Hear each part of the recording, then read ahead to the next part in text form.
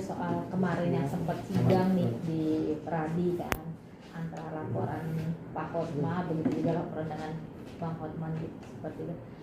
Kan pihak sana mengklaim banyak kecurangan. Bisa diceritakan nggak sih Pak, sebenarnya seperti apa sih, karena pihak sana selalu mengatakan. Pihak sana itu maksudnya siapa? Pihak sana tuh Pak Hotma. Hotman. Katanya banyak campur tangan dari Bang Hotman gitu dengan penilaian itu atau gimana Pak? Terus terang aja ya, saya sebagai Ketua Umum Pradi tidak bisa mengomentari, apalagi mencampuri proses pemeriksaan di Dewan Kehormatan yang sedang berjalan. Ya, jadi kalau kalian bertanya tentang kasusnya sendiri, saya nggak bisa jawab itu. Kecuali kalau kalian berbicara secara umum tentang kode etik, proses yang sebenarnya itu kita bisa sampaikan gitu. Nah, kode etiknya sendiri Pak, kan karena di sini Hotman dan Hotma kan berseteru nih Pak. Dari segi Pradinya melihat kode etik sesama pengacara mungkin ya Pak. Itu seperti apa sih Pak kalau di mata hukumnya apa? Karena memang perseteruan itu kah akhirnya mereka saling adu mengadu gitu Pak? Ya memang ini perlu juga disampaikan kepada masyarakat ya. Pertanyaan itu bagus sekali ya, karena memang masyarakat banyak sekali yang menghubungi saya mengenai hal ini. Ya. Jadi sekali lagi saya katakan, saya tidak mau mengomentari putusan Dewan Kehormatan, saya tidak mengomentari kasusnya, tapi bicara soal kode etik itu begini. Jadi pertama di dalam kode etik itu kebetulan saya yang ikut mendraft kode etik itu dulu ya, sebelum ada Pradi, itu masih KKAI zaman dulu. Jadi saya tahu betul rohnya, spiritnya, jiwanya kayak apa sebenarnya kita buat kode etik itu.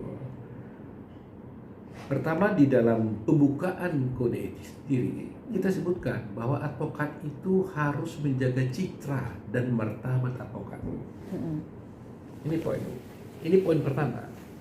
Advokat itu harus menjaga citra dan martabat advokat. Kedua, juga harus menghormati antara teman sejawat dan juga antara penegak hukum yang lain. Ini harus dijaga. Nah, sekarang pertanyaannya adalah bagaimana kalau ada perilaku seseorang advokat yang istilahnya itu tidak menunjukkan citra yang baik. Apakah itu bisa diproses di dalam Dewan Kehormatan? Kan ini menjadi soal. Yang satu mengatakan bahwa kalau perilaku seseorang di luar menjalankan tugasnya, umpamanya yang orang mau dansa-dansa di sana, orang mau peluk-peluk wanita di sana, ada yang mengatakan bahwa itu tidak boleh diproses di Dewan Kehormatan. Karena apa? Karena mereka itu tidak dalam menjalankan tugas. Nah, ini pertama. Tapi juga ada yang mengatakan bahwa meskipun dia tidak dalam menjalankan tugas, tapi kalau terbukti bahwa dia sebagai advokat tidak menjaga citra dan perbuatannya di luar sana merendahkan martabat advokat, maka dia juga bisa diproses ke Dewan Kehormatan. Jadi ini dua sisi yang selalu menjadi perdebatan. Saya punya pendapat, tapi saya tidak mau menyebutkan pendapat saya karena ini sedang ada perkara di Dewan Kehormatan. Saya tidak mau mempengaruhi kemana. Nanti Dewan Kehormatan akan memutus apakah seseorang yang melakukan perbuatan yang dianggap merendahkan citra advokat, merendahkan martabat advokat itu bisa dinyatakan salah nggak berdasarkan kode etik dan bisa dibawa nggak ke Dewan Kehormatan. Ya, jadi saya katakan tadi itu memang secara umum kita harus melihat sebenarnya bahwa ada persoalan yang serius di sini. Di satu pihak kita juga sebenarnya hendak menjaga, jangan sampai Dewan Pimpinan Nasional Pradi ini menjadi lembaga yang menjaga sebagai penjaga moral. Kalau penjaga moral kan repot sekali. Semua tinggal laku advokat kita moralnya kita jagain. Ya. Padahal ini kan sebenarnya kan kode etik. Dinamakan kode etik karena sudah ditulis dalam suatu kode yang namanya buku kode etik. Etika itu ada di dalam masyarakat. Tapi kode etik adalah melanggar apa yang disebut di dalam kode etik itu sendiri. Nah, Tetapi perkembangan di masyarakat memang luar biasa. Dan beberapa pengacara kita lihat banyak menampilkan tindakan-tindakan yang memang boleh dikatakan merendahkan martabat advokat, merendahkan citra, ya, walaupun dia tidak bertugas sebagai advokat. Nah, akibat yang terjadi adalah banyak calon-calon advokat, ya, kalau saya mengajar di pendidikan advokat, saya tanya, Anda mau jadi advokat dari apa? Ada yang mengatakan, ya pengen jadi si advokat seperti itu. Jadi pengacara punya Ferrari, nanti punya cewek kiri kanan. Ada yang bilang begitu. Nah, bayangkan kalau ini terjadi, ini kan berbahaya, ya kan? Kan berbahaya sekali tuh.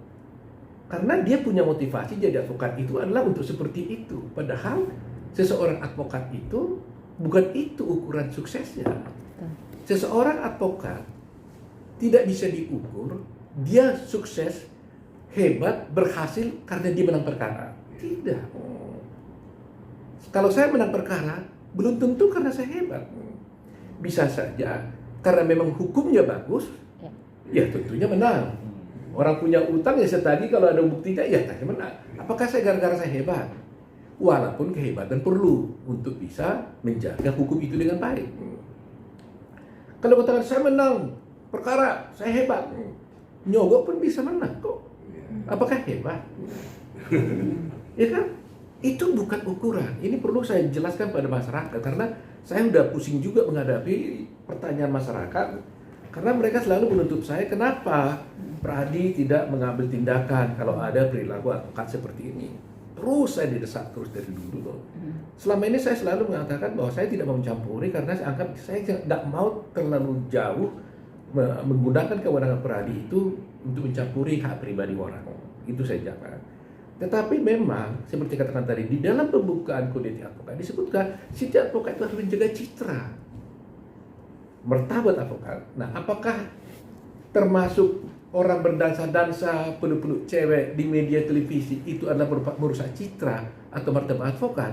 Nah, biar nanti Dewan Kehormatan yang menentukan, ya kan? Itu ukurannya. Nah, tetapi saya sebagai seorang advokat memang menghimbau kepada teman-teman sejawat. Bagi saya, perempuan itu suatu hal yang dihormati. Saya dilahirkan dari rahim seorang ibu. Istri saya adalah perempuan, ibu juga. Saya juga punya putri.